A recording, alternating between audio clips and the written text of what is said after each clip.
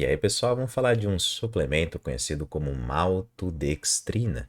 Hoje ele não é tão utilizado como antigamente, né? Que normalmente era uma obrigação você ter no seu shake pós-treino malto com whey, senão você não crescia. Ainda bem que houve o avançar da ciência e começaram a rejeitar um pouco parte desses suplementos alimentares. Ainda é utilizado, eu ainda faço a prescrição até com uma certa frequência, dependendo da particularidade desse paciente, mas acabou evoluindo também para outros tipos de carboidrato. Depois entrou o oximase, depois a isomaltulose, né, a palatinose. É um suplemento barato, você pega, por exemplo, na Growth, R$ 18 um quilo, na Integral Médico, algo em torno de R$ 32 o quilo do suplemento. Ele é o responsável, quando você está lá na academia, você vê um monte de água colorida, ele é um dos responsáveis por trás de dar essa coloração nas águas, porque normalmente também é utilizado durante o treinamento. E o que é a maltodextrina? Maltodextrina é um carboidrato que ele é obtido a partir de diversas fontes, seja do arroz, seja do milho, seja da mandioca, aveia, fécula de batata e por aí vai. O que altera a fonte é principalmente a composição e distribuição da porcentagem dos polímeros de glicose que vai conter essa maltodextrina, seja amilose ou seja amilopectina. Por exemplo, se ela é obtida a partir do milho, você tem, por exemplo, maior concentrações de amilose em comparação, por exemplo, à fécula da batata, trazendo principalmente alguns sabores diferentes, sabores mais doces, por exemplo, tá bom?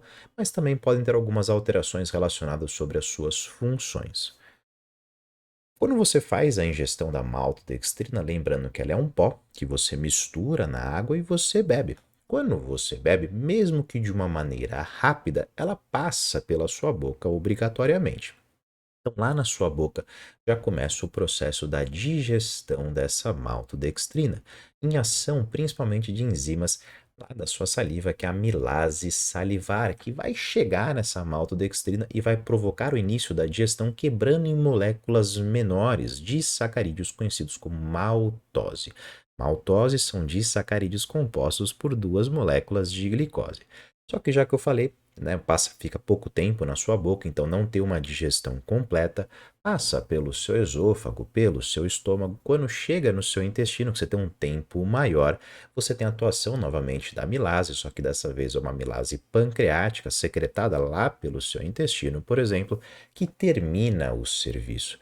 Começa a produzir ela e degrada, começa a fazer a digestão dessa maltodextrina em diversas moléculas desse disacarídeo conhecido como maltose. Partes vão ser absorvidas dessa maneira, dependendo de como é que é fornecido, mas maior parte, maior parcela chega na membrana borda e escova lá no seu intestino, onde tem a atuação da maltase que vai quebrar em moléculas menores, que vão gerar a famosa glicose. Então, maltodextrina é um conjunto englobando diversas moléculas de glicose. Quando cai no seu sangue, vai fazer a função básica dela, que é principalmente o fornecimento de energia, tá bom?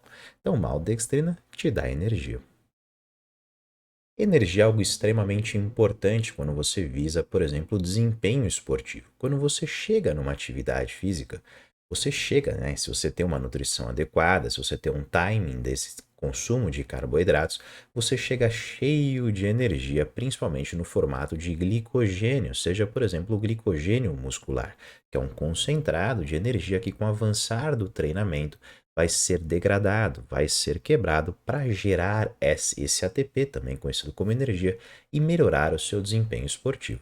Só que com o passar do tempo, dos minutos dessa atividade física, você vai depletando esses níveis de glicogênio, reduzindo os seus níveis de energia disponível e, consequentemente, prejudicando o desempenho esportivo.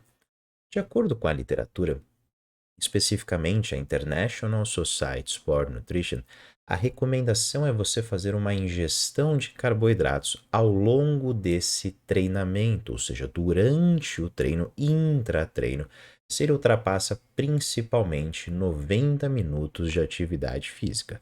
Ou seja, qual que é a recomendação se você treina por mais de 1 hora e meia, por exemplo?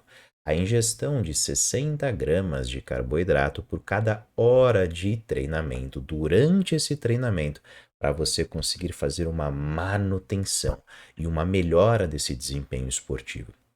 Então, se eu falei para você que maltodextrina, ele é uma molécula formada de glicose E essa glicose te dá energia. Quando você ultrapassa treinos mais longos, 1 hora, 1 hora e meia, talvez seja interessante a suplementação dessa molécula para você fazer a sustentação desse glicogênio, auxiliar na ressíntese dele, ou até mesmo com efeitos poupadores para você ter mais energia ao longo do treinamento.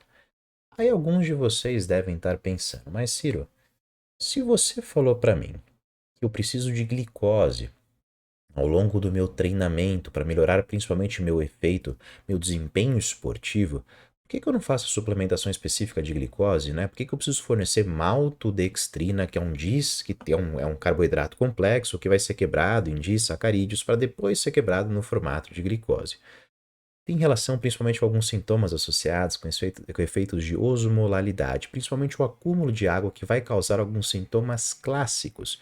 Então aqui foi, por exemplo, um exemplo citado de uma comparação da suplementação de maltodextrina, 20% da concentração durante o shake, que vai ser tomado durante a atividade física, em comparação com 20% de glicose. A osmolalidade obtida a partir da glicose ela foi muito superior ao malto. Ambos conseguiram fornecer desempenho, melhorar, por exemplo, a questão de energia, né, porque é o propósito dela, só que você teve muito mais sintomatologia em consumo da glicose do que da maltodextrina, distensão abdominal, náuseas, gases, arroto, refluxo, aquela questão que você fica um pouco empantufado e às vezes acaba prejudicando o desempenho esportivo mais do que realmente ajudando, tá bom? Então a malto, em comparação à glicose, apresentou sintomas menores, mesmo ambos tendo principalmente a mesma função por se tratarem de alguma maneira da mesma molécula final, tá bom? Mas, novamente, não são todos os indivíduos que conseguem se beneficiar dessa suplementação. Eu falei que eu prescrevo com uma certa frequência, principalmente se esse indivíduo ele treina por 2 horas, por 1 hora e meia, ou faz, por exemplo, 2 treinamentos ao longo do dia e eu não consigo fornecer uma quantidade de calorias suficiente nesse espaçamento. Eu trabalho principalmente com intratreinos e gosto de trabalhar com maltodextrina. Dificilmente eu começo com 60 gramas de carboidrato por hora. Quando você pega, por exemplo, a tabela nutricional do maltodextrina da Growth, foi só um exemplo aqui, você percebe que em 50 gramas dessa porção você tem praticamente 48 gramas de carboidrato. Então é quase uma relação 1 para 1. Então a recomendação, de acordo com a International Society Sport Nutrition, seria a suplementação, por exemplo, se você vai obter a partir da malto, 60 gramas de malto por hora. Não começo com 60 gramas, eu gosto de trabalhar com 20.